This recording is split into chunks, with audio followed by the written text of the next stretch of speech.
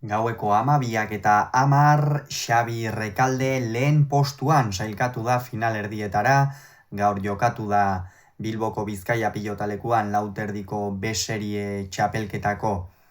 final laurdenetako ligaxkako amultzoko hirugarren jardunaldiko bigarren partida, eta esan dugun bezala Xabi Rekalderentzat izan da garaipena Salaberriari 22 eta 16 irabazi ostean. Goizuetakoa zen favorito, baina Dimakoak pronostikoak erabat hautsi ditu eta hiru norgehiagokatik hirurak irabazita iritsiko da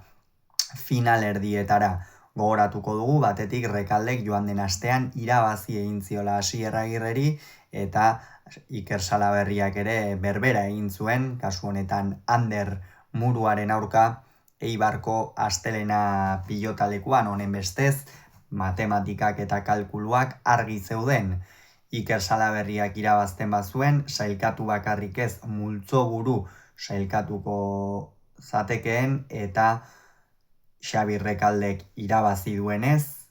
naiz eta galdu bigarren postua eskuratuko zukeen, baina irabazi duenez lehen postu horretan geratu da. Partida hasieran Salaberria erasokor ikusi dugu, behintzat tantoak bukatzen, aurrean nagusitasun hori edo erakusten, baina berehala aldatu da partidaren hildoa.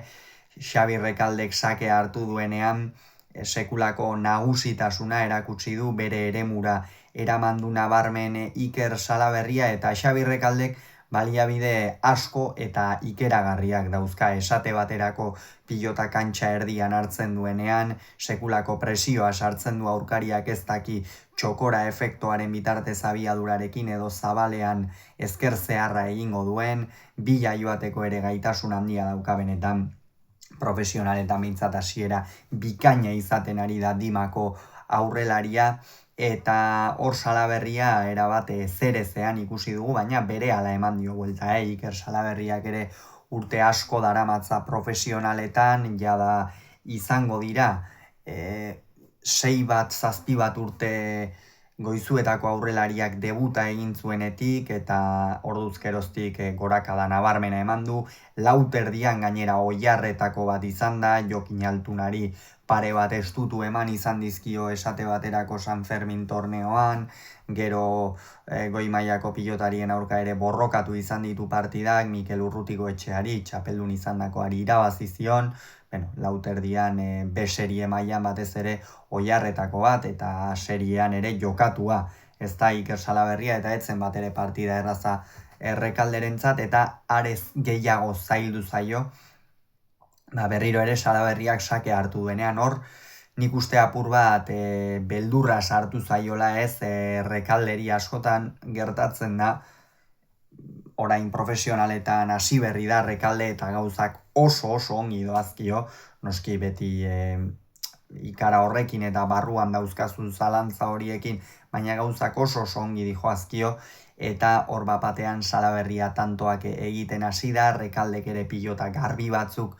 galdu ditu, eta ondorioz 10 berdindu dute, baina gero berehala joan da berriro ere 12 eta 10era Errekalde, eta behintzat lehen da biziko etenaldira, batetik Salaberriarentzat ez ziren albiste txarrak, naiz eta galtzen joan hurbiltzuelako, partida hasiera nola joan den ikusita erabate zuzendu zaizkio gauzak Salaberriari, eta Errekalderentzat berriz estuasun uneak ziren, ez? Badakigu askotan behar bada pilotariak batez ere sailkatua dagoenean, eta lasaitzeko joera izan ohi duela, Rekaldek ez du alakorik izan, une oro tentsioan izan da bere buruarekin, gainera agerian uzten du kontzentrazio hori, muturrerainoko kontzentrazio hori, eta une horietan ere horrelaxe izan da. Gero Rekaldera bat joan egin da, berriro ere kantxa erdiaren jabe izan da, ezkerrez sekulako mina egin dio, eta azken zatian esango nuke Salaberriaren ezkerra etzegoela ongi horre kolpea tiratzerakoan, eta batez ere defentsako zenbait pilotetan normalean galtzen ez dituen pilota galtzen ikusi dugu goizuetako aurrelaria, eta hor joan zaizkio tanto ugari gero batzuk ere egin ditu eta 18 eta 14 iritsi da bigarren etenaldira aurretik Rekalde, baina azken zatian ere naiz eta bazekien Salaberria hor gainean zuela presioak ez dio erasan eta ondorioz azkenerako 22 eta 15 amaitu da partida eta 16 barkatu eta honen bestez Xabi Rekalde bere lehenengo txapelketan finalerdietan izango da eta horrela geratu dira finalerdiak batetik Ander Muruak bigarren aldiz jokatuko du, baina senarrek uste dut lehen aldiz jokatuko dituela finalerdiak lauterdian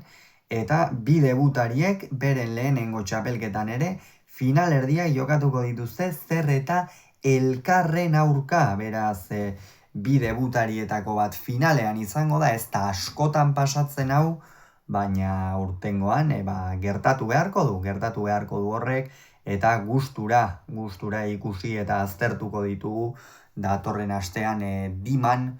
Xabi Rekalderen herrian hain zuzen ere jokatuko diren finalerdi horiek. Esperantza horrekin, jarri zuen Dimako udalak jaialdia bertan, finalerdietako jaialdia, eta esperantza horri erantzun egin dio Xabi Rekaldek eta bertan izango da datorren ostiralean. Gogoratu beraz, Rekaldeko 22, Salaberriak 16, Rekalde finalerdietara, Salaberria txapelketatik kanpo.